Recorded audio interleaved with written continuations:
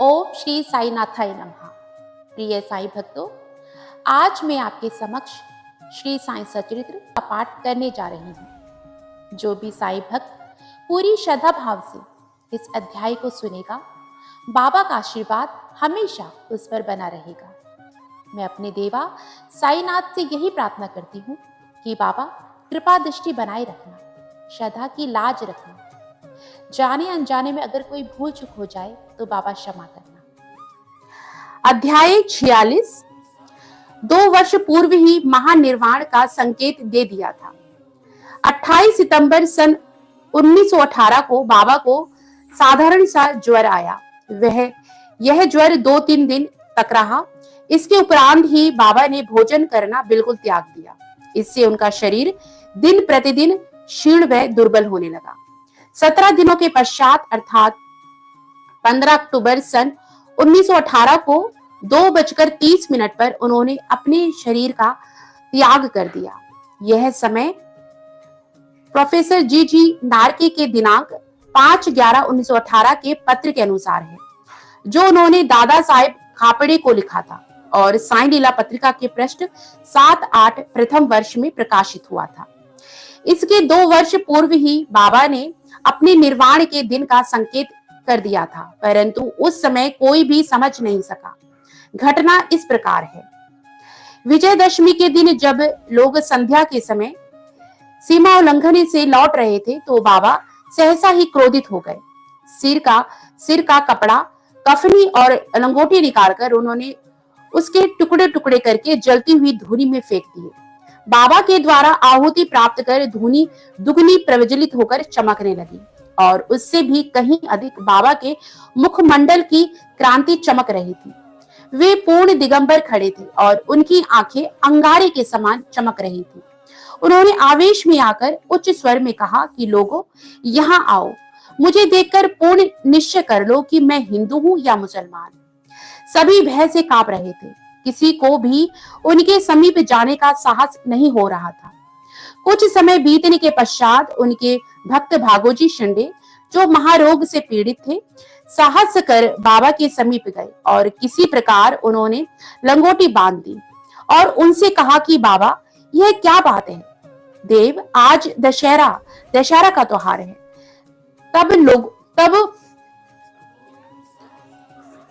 तब उन्होंने जमीन पर सटका पटकते हुए कहा कि यह मेरा सीमाोल्लंघन है। लगभग 11 बजे तक भी उनका क्रोध शांत नहीं हुआ और भक्तों को चावड़ी जुलूस निकलने में संदेह होने लगा। 1 घंटे के पश्चात वे अपनी सहज स्थिति में आ गए और सदा की भांति पोशाक पहनकर चावड़ी जुलूस में शामिल हो गए। इस घटना द्वारा बाबा ने संकेत किया था कि जीवन रेखा पार करने के लिए दशहरा ही उचित समय है, परंतु उस समय किसी को भी उसका असली अर्थ समझ में नहीं आया। बाबा ने और भी अन्य संकेत किए, जो इस प्रकार हैं। तात्या व रामचंद्र को जीवन दे बाबा ने जीवन छोड़ा। कुछ समय के पश्चात रामचंद्र पाटिल बहुत बीमार हो गए। उन्हें बहुत कष्ट हो रहा था। सब प्रकार के उपचार किए गए, परंतु कोई लाभ नहीं हुआ और जीवन से हताश होकर वे मृत्यु के अंतिम क्षणों की प्रतीक्षा करने लगे। तब एक दिन मध्य रात्रि के मध्य बाबा अनायास ही उनके सिरहाने प्रकट हुए। पाटिल उनके चरणों से लिपट कर कहने लगे कि मैंने अपने जीवन की समस्त आशाएं छोड़ दी हैं। अब कृपा कर मुझे इतना तो निश्चित बतलाइए कि मेरे प्राण अब कब निकलेंगे। बाबा ने कहा कि घबराओ नहीं, तुम्हारी हुंडी वापस ले ली गई है और तुम शीघ्र स्वस्थ हो जाओगे। मुझे तो केवल तात्या का भय है कि सन 1918 में विजयदशमी के दिन उसका देहांत हो जाएगा, किंतु यह भेद किसी से प्रकट न करना और ना ही उसे बतलाना, अन्यथा वह अधिक भयभीत हो जाएगा।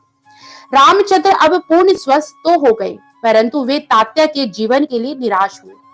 उन्हें ज्ञात था कि बाबा के शब्द कभी असत्य नहीं निकल सकते और 2 वर्ष के पश्चात ही तात्या इस संसार से विदा हो जाएगा।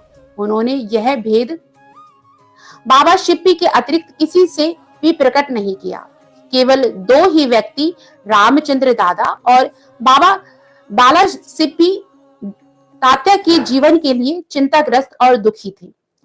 रामचंद्र ने शैया त्याग दी और वे चलने फिरने लगे। समय तेजी से व्यतीत होने लगा। सन 1840 का भाद्रपद समाप्त होकर अश्विन मास प्रारंभ होने ही वाला था कि बाबा के वचन पूर्णतः सत्य निकले। तात्या बीमार पड़ गए और उन्होंने चारपाई पकड़ ली। उनकी स्थिति इतनी गंभीर हो गई कि अब वे बाबा के दर्शन को भी जाने में असमर्थ हो गए। इधर बाबा भी ज्वर से पीड़ित थे। तात्या का पूर्ण विश्वास बाबा पर था और बाबा का भगवान श्री हरि पर, जो उनके संरक्षक थे। तात्या की स्थिति अब और अधिक चिंताजनक हो गई। वह हिलडुल भी नहीं सकता था और सदैव बाबा का ही स्मरण किया करता था। इधर बाबा की स्थिति उत्तरोत्तर गंभीर होने लगी। बाबा द्वारा बतलाया हुआ विजयदशमी का दिन भी निकट आ गया। तब रामचंद्र दादा और बाला शिप्पी बहुत घबरा गए। उनका शरीर कांप रहा था। पसीने की धाराएं प्रवाहित हो रही थी कि अब तात्या का अंतिम साथ है। जैसे ही विजयदशमी का दिन आया, तात्या की नाड़ी की गति मंद होने लगी और उसकी मृत्यु सन्निकट दिखाई देने लगी। तभी एक विचित्र घटना घटी। तात्या की मृत्यु टल गई और उसके प्राण बच गए, परंतु उसके स्थान पर बाबा स्वयं प्रस्थान कर गए और ऐसा प्रतीत हुआ जैसे कि परस्पर हस्तांतरण हो गया हो। सभी लोग कहने लगे कि बाबा ने तात्या के लिए प्राण त्यागे हैं। ऐसा भी प्रतीत होता है कि बाबा ने अपने अंतिम काल का संकेत तात्या का नाम लेकर ही किया था। दूसरे दिन 16 अक्टूबर को प्रातःकाल बाबा ने दासगणों को पंढरपुर में स्वप्न दिया कि मस्जिद अर्रा करके गिर पड़ी है। शिरडी के प्राय सभी तेली तंबोली मुझे कष्ट देते हैं, इसीलिए मैंने अपना स्थान छोड़ दिया है। मैं तुम्हें यह सूचना देने आया हूं कि शीघ्र वहां जाकर मेरे शरीर पर हर तरह के फूल इकट्ठा कर चढ़ाओ। दासगणों को शिरडी से भी एक पत्र प्राप्त हुआ और वे अपने शिष्यों को साथ लेकर शिरडी आए तथा उन्होंने बाबा की समाधि के समक्ष अखंड कीर्तन और हरि नाम प्रारंभ कर दिया। उन्होंने स्वयं फूलों की माला गूंथी और ईश्वर का नाम लेकर समाधि पर चढ़ाई। बाबा के नाम पर एक बृहद भोज का भी आयोजन किया गया।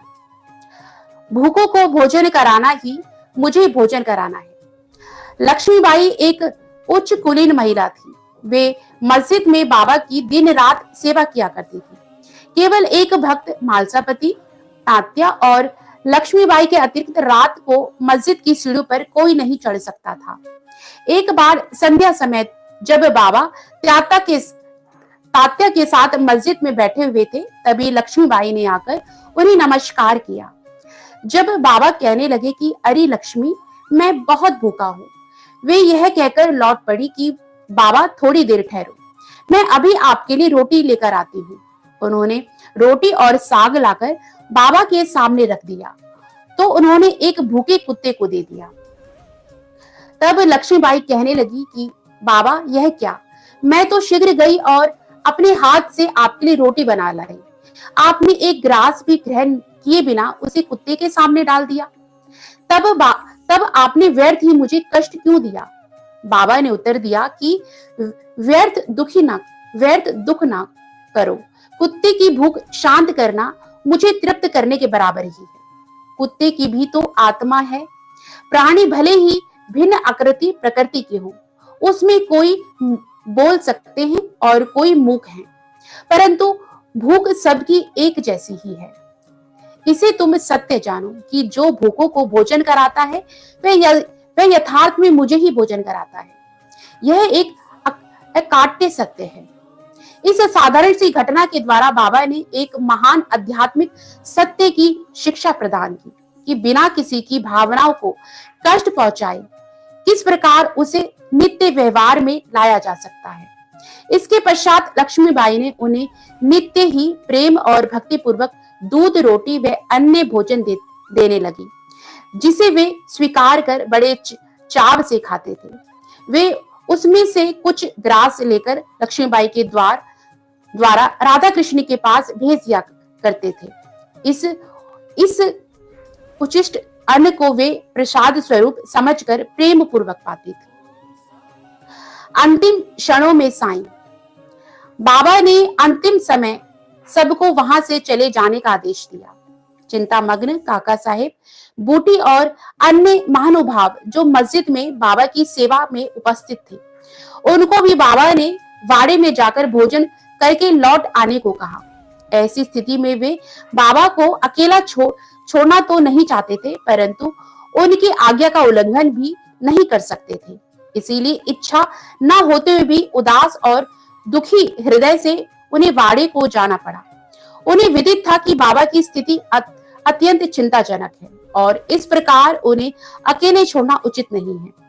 वे भोजन करने के लिए बैठे जरूर, परंतु उनके मन बाबा में लगे थे।